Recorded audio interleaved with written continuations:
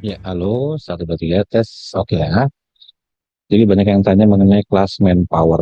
Jadi memang kelas manpower di OMG ini unik ya. Jadi kita punya kelas yang sangat-sangat unik yang itu sebagai kelas fundamental. Kelas fundamental terbagi menjadi 5. Yang pertama namanya fundamental bioritmik. Yang kedua namanya fundamental gelombang otak. Yang ketiga namanya fundamental mind power. Yang keempat namanya fundamental kepekaan. Dan yang kelima namanya fundamental resonansi dan vibrasi. Jadi 5 jenis kelas ini merupakan kelas fundamental yang tidak terhubungan dengan kesehatan apapun. Jadi enggak, tapi akan merombak sudut pandang kita, cara pandang kita terhadap latihan olah napas, terhadap tubuh kita, power, energi, dan sebagainya. Jadi ini kelas yang betul-betul menjadi fondasi, ibaratnya kalau kita pengen bikin rumah itu, ngerti fondasinya apa, gitu kan, nyusunnya pakai apa, cara ngomongnya bagaimana, bahan-bahannya kayak apa, dan sebagainya. Sampai nanti kalau misalnya harus mau bikin rumah 3 lantai, maka tiang-tiangnya terbuat dari apa, penyangga-penyangganya bagaimana. Ini betul-betul kelas yang sifatnya basic banget, tapi sangat menantang sekali. Nah, contohnya misalnya kelas yang disebut dengan kelas manpower. Ini berhubungan dengan materialisasi dan wilayah kekuasaan atau domain kekuasaan. Jadi pada pelatihan manpower ini, peserta akan mempelajari bagaimana melatihkan diri untuk total yakin untuk mencapai satu keutuhan atau istilahnya mindfulness. Jadi ada totalitas yakin. Ini kondisi di mana tubuh diyakinkan dari aspek hatinya, kolbunya, jiwanya, gitu kan, kemudian pikirannya, perasaannya, raganya, menjadi satu kesatuan, satu arah, satu tujuan, tanpa ada satupun yang boleh berbeda niat dan tanpa ada satupun keraguan. Nggak boleh salah satu ada sedikit saja keraguan, nggak boleh. Jadi betul-betul satu tujuan, ya kan? Satu keutuhan.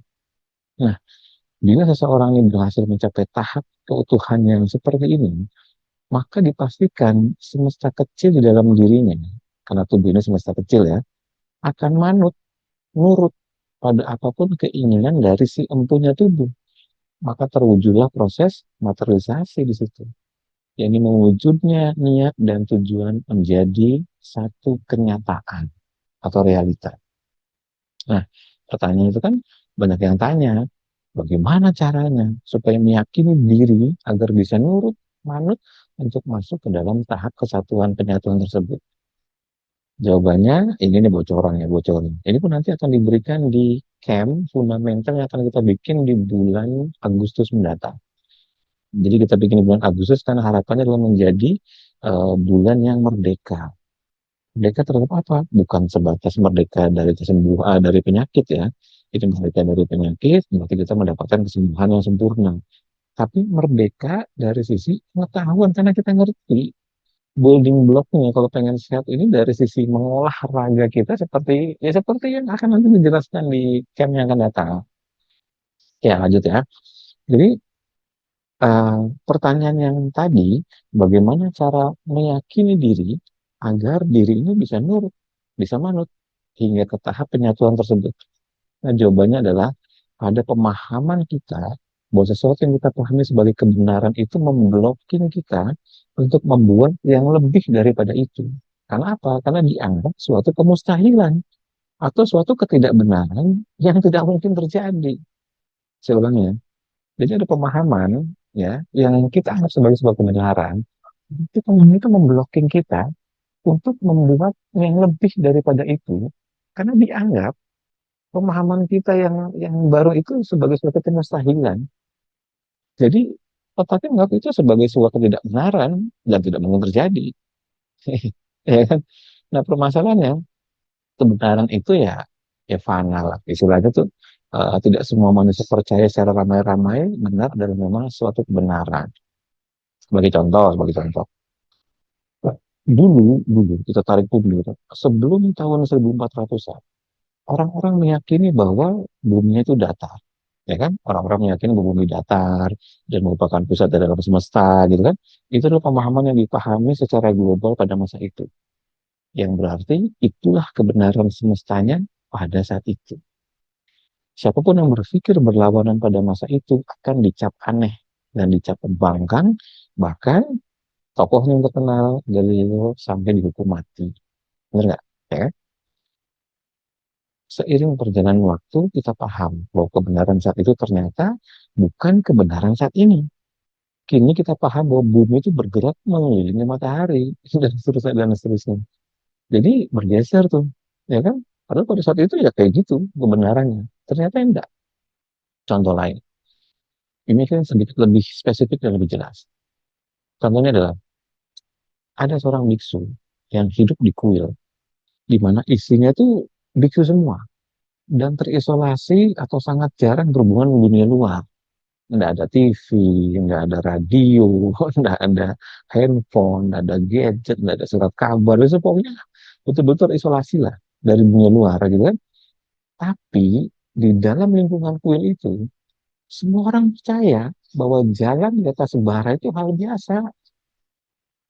Disiapkan bara, jalan di atas bara itu hal biasa. Melompat tinggi itu hal biasa. Ngeburuk dalam es yang cukup dingin itu hal biasa. Duduk di luar dengan suasana apa namanya cuaca yang ekstrim dingin itu ya biasa, itu sehari-hari yang yang dilihat, sehari-hari yang dilakukan gitu kan. Dan hampir setiap orang di dalam kuil itu mampu melakukannya. Jadi temannya di sebelah bisa jalan di atas bara, temennya di sebelah bisa duduk berjam-jam di wilayah ekstrim yang sangat dingin sekali, ya kan?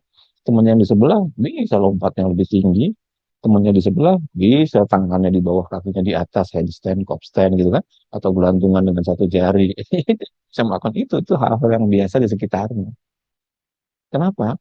Karena di ekosistem itu, di semesta kuil itu tidak ada resonansi frekuensi yang berbunyi bahwa menginjak bara akan melepuh, ya kan? Maka bila ada orang yang bisa, akan dianggap biasa aja, karena itu sebuah kebenaran di situ.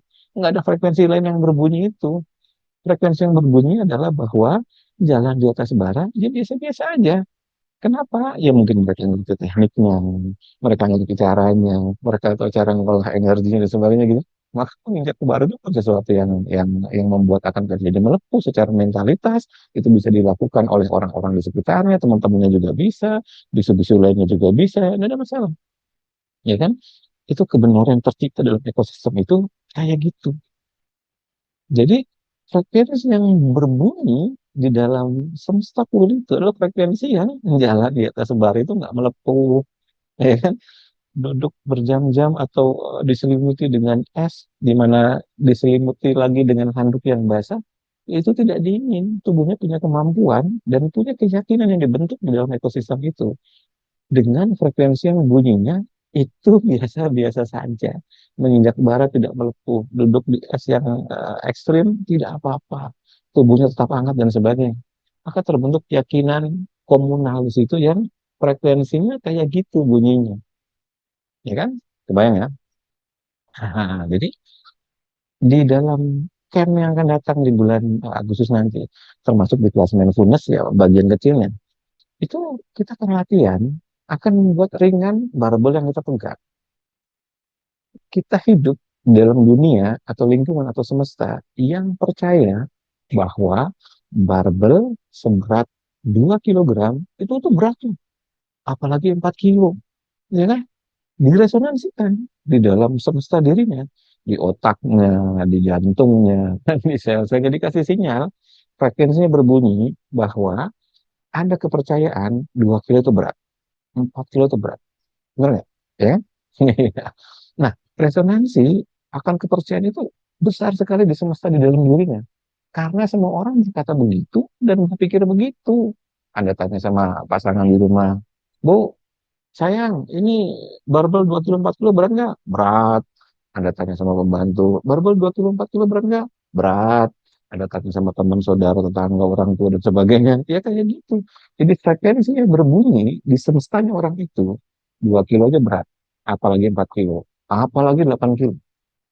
Bapak Ibu waktu ikut latihan bersama di Ragunan, itu banyak yang nanya, saya kan pakai rompi yang isinya pemberat. Jadi saya jalan selama 45 menit bareng peserta itu dengan pakai rompi pemberat.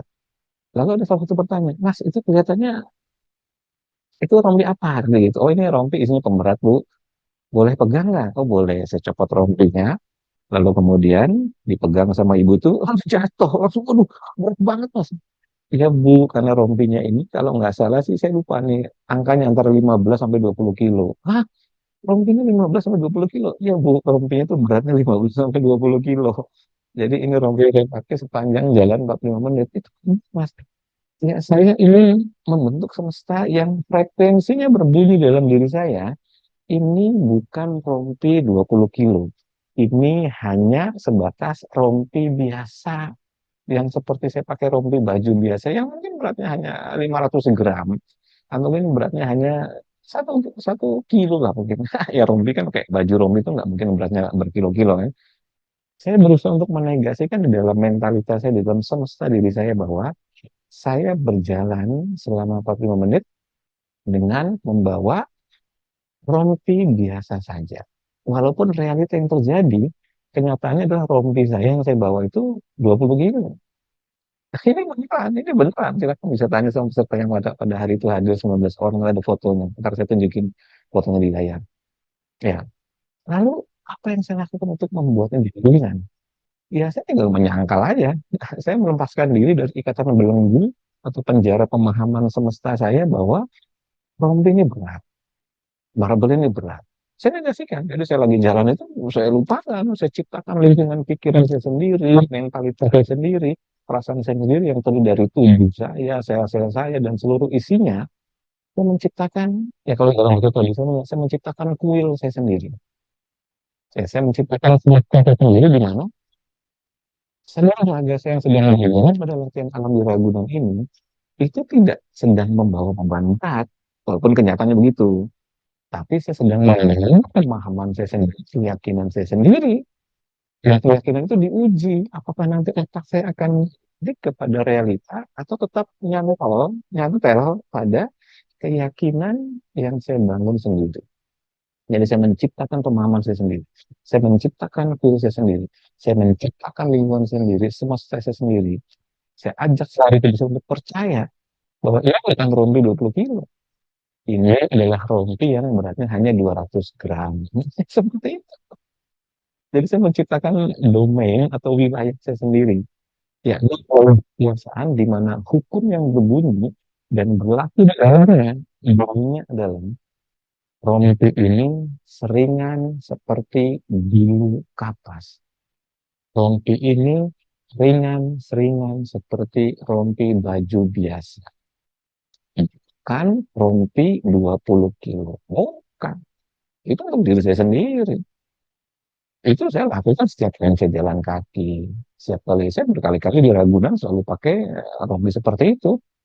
Jadi ya untuk menciptakan semesta yang baru seperti itu. Kenapa? Karena domain atau wilayah kekuasaan itu semestinya itu bisa nggak berlaku kecuali hukum domain di area itu. Jadi kalau saya sedang menciptakan wilayah hukum di dalam diri saya, hukum lain bisa nggak berlaku. Saya nggak peduli dengan penilaian orang, dengan hukum orang gitu kan yang bilang bahwa rompi itu berat, yang itu dipegang, "Ih, betul berat banget Mas." Iya, itu menurut domainnya dia, menurut hukumnya dia. Ini dalam domain saya bilang bahwa rompi itu hanya 200 gram. Maka saya bisa lari 45 menit. Saya bisa bawa lari. Saya nggak copot itu selama mungkin 1 jam lah dari mulai saya datang, ya kan, parkir mobil, saya pakai sampai pulang lagi itu nggak saya lepas. Itu mungkin 1 jam lebih. Jadi pakai ini bajunya obvious bahasa aku, tapi secara mental itu adalah domain saya yang berbeda dengan domain wilayah kekuasaan orang, ya kan? Ya, ya kan, ibarat kita adalah bumi dan orang lain dan barbel adalah bumi, kira-kira begitu.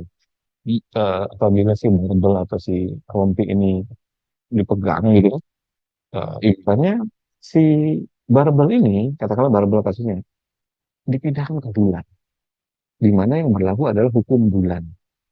Kalau barbelnya di bumi, itu berarti yang berlaku adalah hukum bumi, gitu kan? Tapi kalau barbelnya kita pindah ke bulan, atau rompi yang pemberat tadi kita pindah ke bulan, maka jelas yang berlaku adalah hukum bulan. Hukum bulan itu gravitasinya 0,16 kali bumi. Jadi, kalau berat barbelnya di bumi ini 1 kilo, Maka di bulan itu hanya 0,16 kilogram. Ya kan? Karena 0,16 kalinya bumi. Jadi di sana lebih enteng. Bisa nggak? Ya, ya tentu saja. Harus berada di domain bulan. Barbel itu harus ada di semua wilayah hukum bulan. Nggak bisa harus ada di hukum bumi lo berbenturan. Bisa. Pasti kita akan terkena blocking. Blocking pemahaman yang tercipta dari semesta di mana kita ada di situ gitu kan. Maka yang saya lakukan adalah saya hanya perlu gigih. Saya pakai rompi berat itu saya hanya perlu gigih. Saya harus perlu kuat. Saya harus perlu ngeyel. Saya harus percaya diri dengan tenang, dengan hening, dengan penuh keyakinan bahwa this is my universe.